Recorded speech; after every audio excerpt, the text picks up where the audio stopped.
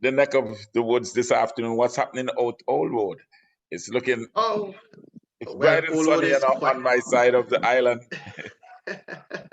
sunny indeed. Sunny indeed. We're a little bit partly sunnier over here. Breezy, I must add. Where I'm at right now is a little bit more breezy. Over the last 24 hours, the winds have picked up just a bit, so it's a little bit more breezy. But it's nothing that we can't manage. It's not hazardous. So in terms of the breeze, it's welcomed because the breeze helped to cool us down after the bout of heat that we have been having. So we feel a little cooler today, definitely. So it's good. It's good. It started to slightly drizzle today. Like I said, it promised for some rain, but that was all I got in this Yeah, area. all you got, man. There is a nagging tropical wave to the east. I think that tropical wave might move through the islands overnight tonight. But again, the moisture is just so limited. So in terms of the expectation of showers, etc., the local forecast does not suggest anything significant. And as such, I would really want to go with that. For right now, it's just a passing tropical wave, and we're likely to see maybe just one or two light passing showers overnight into tomorrow. And along with that, we're not noticing anything of significance for us here in Antigua and Barbuda. But at the same time, we continue to monitor the situations for these showers. So the local forecast, and this is written by my colleague Bernal Simon. And he notes also that a weak tropical wave is expected to move into the area later tonight and slightly increase the chance of some showers. But then after that, tomorrow, then we have a drying out of the situation. So man, so it's nothing much to talk about. It's nothing much to write home. If you get a sprinkle overnight, it's just enough to keep the grasses going. Okay. Well, it sounds good. Little is better than nothing at all. little is much while God is in it. I hear that and I welcome that saying also. Okay. So I'm gonna post up if you just want to comment on those other graphics Mhm. for today. Sure. We continue to have that the tropical Atlantic Ocean, which we continue to monitor. The tropical Atlantic Ocean, that's right now we're in the Gulf of Mexico. And remember that we said that when we take a look at the tropical Atlantic, we're looking at the large expanse of water between Africa and the Caribbean. We also monitor the Caribbean Sea. We also monitor the Gulf of Mexico. And we also monitor the larger North Atlantic, meaning from out in Bermuda up the eastern seaboard, all that ocean out there is a very large area, and that's the area that we monitor. The graphic that you're noticing right now on your screen is the ragged cloud mass of tropical storm Cristobal, or what was once tropical storm Cristobal. During the course of today, it moved on land. And as it moved on land, remember that tropical systems get their food from the water. So as it moved on land today, it began to weaken and it began to what we call spin down. It started to get weaker.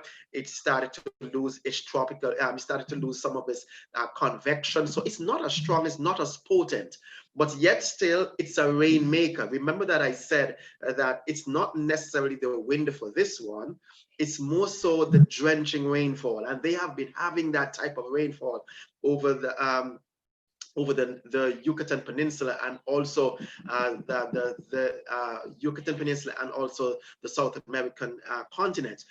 During the next couple of days, the forecast is, you can pick up the track, the forecast is for it to gently turn towards the north.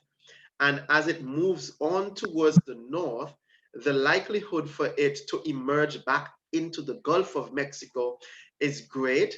And as it moves back over water during the next couple of days, or in the next 36 hours, according to the National Hurricane Center, it should get some more food and it should re-intensify and head towards the Gulf Coast. So we're going to be looking at a reorganizing or a reorganization of now tropical depression Cristobal.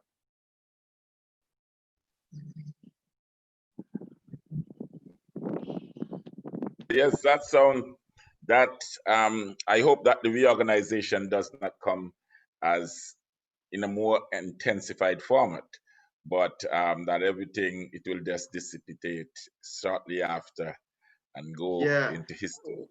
Well, this shot you're looking at right now is the shot that takes us from Antigua and the Eastern Caribbean. It takes a gamut of the whole North Atlantic from Africa to us here in the Eastern Caribbean, even stretching down to see you see some of the clouds over the Gulf of Mexico. But peering out towards the east, right over to Africa, I note that there is an area of clouds just left off of Africa that is indicative of a tropical wave, but the atmosphere is not conducive to it doing anything. So we're not even going to talk about that. But in terms of the outlook for right now, everything remains rather quiet. I guess we're having a quiet week this week. Oh, definitely, definitely, and but again, is I'm relishing the fact that we are talking about the fact that many individuals who are looking at these broadcasts can get themselves prepared and stay in tune and to be Absolutely. informed. Yesterday, we spoke about the first aspect of preparedness begins with you, the individual, and what it means to be prepared and understanding that without individuals, disasters and these things will just come and go. It does not necessarily negative impact anybody. But let's look at the second aspect of the preparedness. So after it begins with you, it means then you have to go and get yourself informed. It means then that you need to understand the hazards that come along with tropical systems. And many of us who would have gone through these things 2 years ago, Irma and Maria and Jose, and we who were in Antigua, Luis and Hugo, those years before, would speak about the hazards of wind. Hurricane comes with a number of hazards. The main one is wind. The second one is drenching rainfall. And the third one is storm surge and the battering waves. There are also tornadoes, etc. But you know something here? When we say wind, we always say that right now I'm feeling a nice blow of wind. It's not creating any hazard. So it's only when it's going to negatively impact life, that's when we place a strong emphasis on it. So for us here in Antigua, when these winds get rather strong that they can demolish your house or they can blow a missile that injure you, those winds becomes hazardous. When we speak about drenching rainfall that these tropical systems can bring, and you are in a flood prone area and you know that your house can be swept away by flood waters, that becomes hazardous. When we speak about you living in the coastal areas or close to the seashore, and normally you have nice flat waves, but in rough conditions such as hurricanes, these large battering waves can come on shore and erode the coastlines and damage your structure.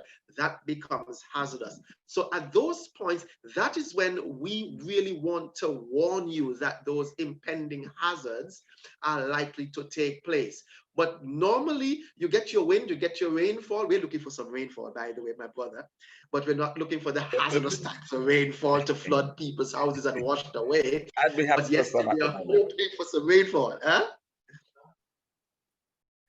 Yeah, definitely. We're hoping for the rainfall. So the second thing in order to be prepared is know the hazards. Those hazards, what you're going to be looking out for: wind, rainfall, heavy thunder and lightning, and you're looking at rough sea surface temperatures.